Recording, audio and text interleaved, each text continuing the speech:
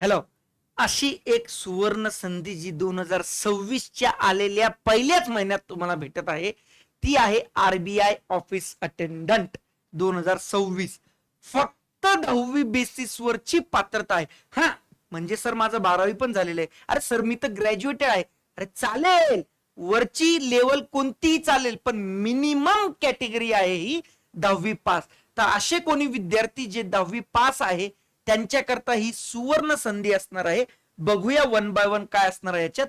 Original 572 जागा आहे. 572. बघा, एवढ्या जागा नसता निघत, या वर्षी निघाले. म्हणजे तुम्ही आता कम्पेअर करणार रेल्वे सोबत, ज्याच्या जागाच निघतात 25,000, त्याच्याशी कम्पेअर नका करू.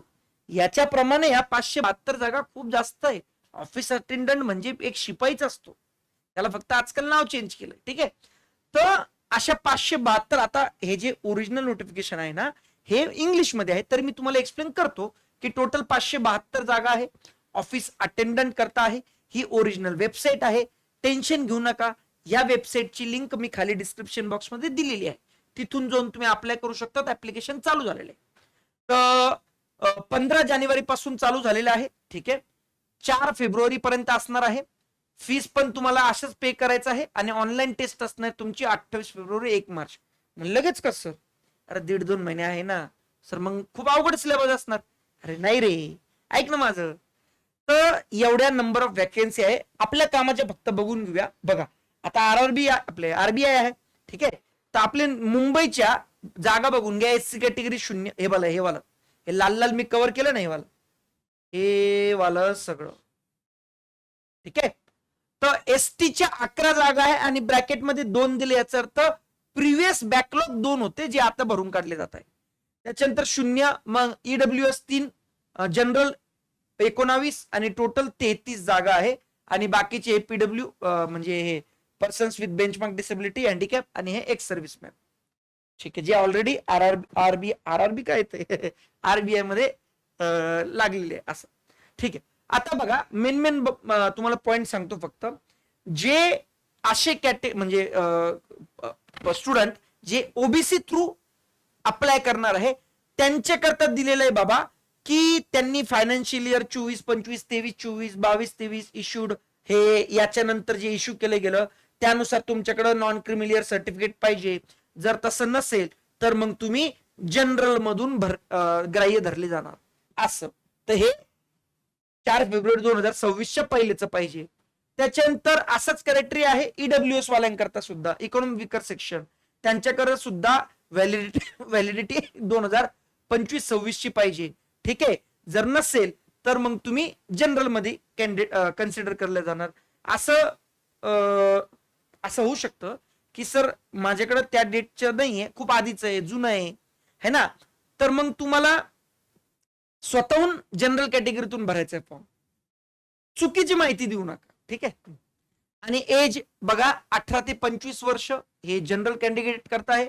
याच्यामध्ये पण एज रिलॅक्सेशन आहे. रिलॅक्सेशन आणि हे बघून घ्या, एज म्हणजे 2 जानेवारी 2001च्या पहिलेचे नको आणि 1 जानेवारी 2008च्या नंतरचे नको. असा वाला हा मधले पाहिजे, इन्क्लुडिंग दिस. ह्या डेटला पैदा झाला चालतो. ओके. बोथ इन्क्लुझिव्ह बघा, बोथ इन्क्लुझिव्ह आहे. तर एज रिलॅक्सेशन आहे म्हणजे 18 ते 27 25 आहे. या 25 मध्ये 5 वर्ष ऍड करून 30, 28, हे 13, 10, 15 एज एक्स्ट्रा वाढवा असं. असं 35, 40, विडो, डायव्हर्स वुमेन वगैरे कोणी आहे असं. हे बघून हे माहित असतं तुम्हाला. त्यानंतर बघा, एज्युकेशनल क्वालिफिकेशन काही नाही याच्यात. साधं आपल्याला 10वी मार्क पाहिजे. एसएससी ज्याला म्हणतो, मॅट्रिक्युलेशन म्हणतो, त्याच्यात एवढेच पर्सेंटेज पाहिजे, तेवढेच पाहिजे, कुछ नाही आहे भैया. साधा 10वी पासच्या. ठीक आहे. हा. आता तुम्हाला याचं सिलेबस आणि पेपर पॅटर्न बघून घ्या. एकच एक्झाम होणार आहे म्हणजे ऑनलाईन टेस्ट आणि त्याच्यानंतर लँग्वेज प्रोफिशियन्सी टेस्ट होणार आहे. तर PLPT म्हणतात याला, लँग्वेज प्रोफिशियन्सी टेस्ट. आता ते लँग्वेज प्रोफिशियन्सी टेस्ट मध्ये आपण कोणती लँग्वेज निवडू शकतो, भाषा मी सांगतो, परंतु पेपर तोच आहे रे. रिझनिंग म्हणजे बुद्धिमत्ता, इंग्लिश एक आहे, जनरल अवेअरनेस आहे, न्यूमरिकल एबिलिटी म्हणजे अंकगणित. इथं पण अंकगणित बुद्धिमत्ता. याच्याशिवाय तुम्ही काहीच करू शकत नाही. तर हे 30 आणि हे 30 इथं पण 60 झाले, म्हणजे 120 पैकी 60 म्हणजे 50% इथंच झालं. हे 60 मार्क आहे, 50% इथंच झालं. मी तुम्हाला परत परत सांगतो, ही वाली जी बॅच आहे ना कम्प्लीट मॅथ्स अँड रिझनिंग 2.0, ही लावली की हे सगळं कव्हर होतं. ठीक आहे. टाइम वगैरे ते नंतर देणार तुम्हाला. आता इथं लँग्वेज प्रोफिशियन्सी टेस्ट द्यायची, तर यामध्ये अनेक्शर 5 मध्ये त्यांनी वेगवेगळे लँग्वेजेस दिलेले आहे, कशातून देऊ शकतो. तर त्याच्यामधलं दाखवतोय मी बघा, पुढं डायरेक्ट दाखवतो या लँग्वेज. आपल्याला कामाचं हे वालं आहे मुंबई. तर इंग्लिशमध्ये, हिंदीमध्ये, मराठीमध्ये, कोकणीमध्ये, या 4 लँग्वेजमध्ये तुम्ही, काही नसतं थोडंसं तुमच्या लँग्वेज बद्दल विचारलं जातं वगैरे वगैरे असं ऑनलाईन. ठीक आहे.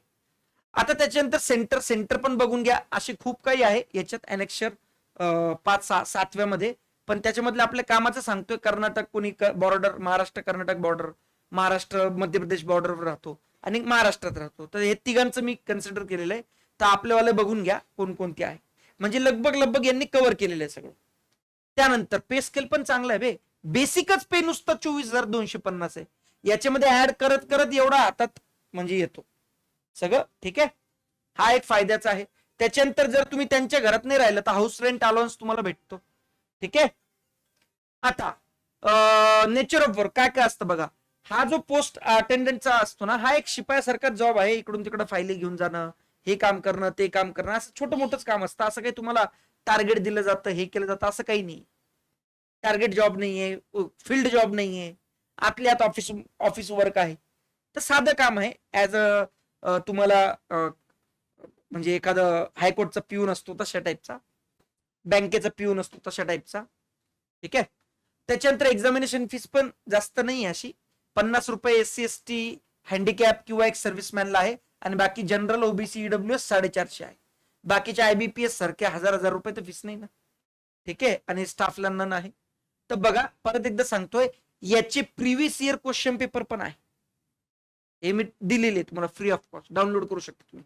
कुठे भेटणार, तर तुम्हाला ऍप्लिकेशन पहिले डाउनलोड करा, ऍप्लिकेशन मध्ये गेल्यानंतर फ्री कंटेंट मध्ये जा, फ्री कंटेंट मध्ये गेल्यानंतर RBI ऑफिस अटेंडंट फोल्डर एक सेपरेट बनवलेलं त्याच्यामध्ये भेटणार. आणि ही जी लिंक आहे इथून तुम्ही अप्लाय करू शकतात. ही वाली लिंक पण खाली याच व्हिडिओच्या डिस्क्रिप्शन बॉक्समध्ये दिलेली. अजून काय पाहिजे. आणि बाकीच्या एक्झाम करता सुद्धा जर तुम्ही प्रिपरेशन करत असाल, हायकोर्ट असो, RRB च्या वेगवेगळ्या एक्झाम्स आहेत, त्याच्या पण खूप मोठी वॅकन्सी आता 2026 मध्ये एक्सपेक्टेड आहे. ग्रुप D आहे. ठीक आहे. त्याच्यानंतर ऑनलाईन कम्प्लीट 2.0 या बद्दल मी सांगितलं ऑलरेडी. तलाठी ग्रामसेवक येणार आहे, सगळ्यांकरता स्पेशल बॅचेस आहे, वेगवेगळं शिकवतो. असं नाही की एकाच बॅच मध्ये हे पण चिपकवलं हे पण चिपकवलं, ते तुम्हाला खूप बहुतेक ठिकाणी बघायला भेटणार. इथं माझं सेपरेट आहे. तलाठी ग्रामसेवक म्हटलं तर तलाठी ग्रामसेवकाचेच तुम्हाला क्वेश्चन भेटतील. इथं मुंबई हायकोर्ट भेटेल, हायकोर्टच. RRB आहे तर RRBचे सेपरेट असं. ठीक आहे. तर जर काही प्रॉब्लेम असेल तर खाली डिस्क्रिप्शन बॉक्समध्ये विचारा. तोपर्यंत जय हिंद, जय महाराष्ट्र.